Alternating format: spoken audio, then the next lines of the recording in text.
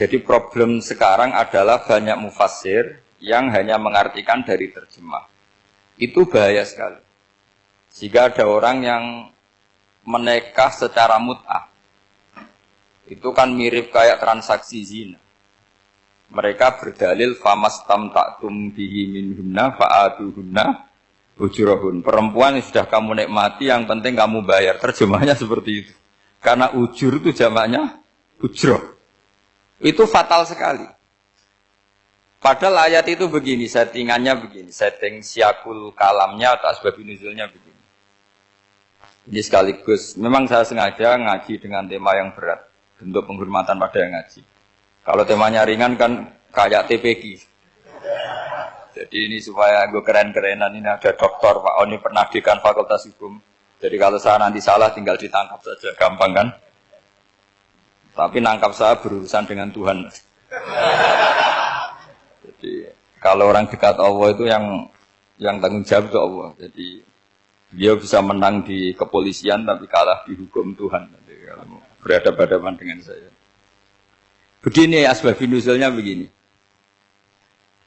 Wal muhsanatu minan nisa yang awal juz 5 itu ya kita santai aja. Yang awal juz 5 itu sebetulnya maktuf. Diatafkan pada ayat hurrimat alaikum ummahatukum wa banatukum wa akhwatukum wa ammatukum wa kholatukum wa banatul akhi wa banatul ukhti. Jadi perempuan yang haram dinikah itu ada 7.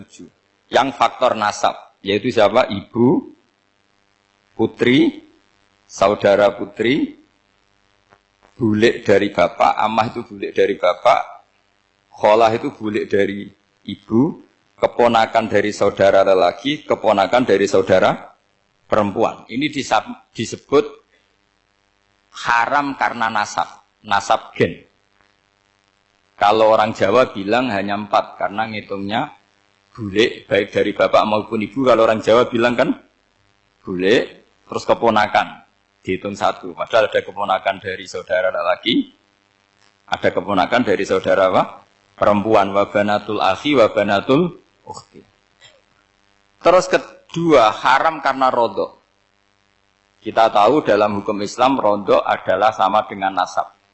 Jadi ibu yang pernah menyusui kamu berarti jadi ibu kamu. Dan saudara sepenyusuan berarti menjadi saudara kamu. Ini disebut wa ummahatukumul lati arda'nakum wa akhwatukum minar rodok. Terus ketiga, haram karena musoharoh, karena besanan. Jadi pagi ini misalnya saya nikah dengan Sri, bilang qabil tu nikah wa taswijaha bil maril madkur. Setelah nikah dengan Sri ini otomatis ibunya dia menjadi mertua. Otomatis haram saya apa? Nikah. Ini namanya haram karena musoharoh. Atau kamu punya anak Zaid. Zaid pagi ini akad dengan Sri. Berarti Sri adalah menantu Anda. Otomatis haram bagi Anda. Itu namanya haram karena musoharoh, karena bisanan. Itu yang disebut waroba haram-haram itu kan seterusnya itu wa ummahatu nisaikum. Ibu dari istri-istri kamu. Memang ini agak jelimet, tapi memang syaratnya mufassir harus biasa jelimet. Jangan hanya nyari partai ayat-ayat untuk kepentingan partai. Wah, itu ngeri. Kacau, Quran dipakai kampanye. Terus, itu berarti sudah 3 kan? Haram karena nasab, karena rodok, haram karena musoharoh. Terus yang keempat ini, haram yang bukan karena sebab pada seorang perempuan, tapi karena istri orang. Disebut wal muhsanatu minan nisa. Haram menikahi perempuan yang masih milik orang lain.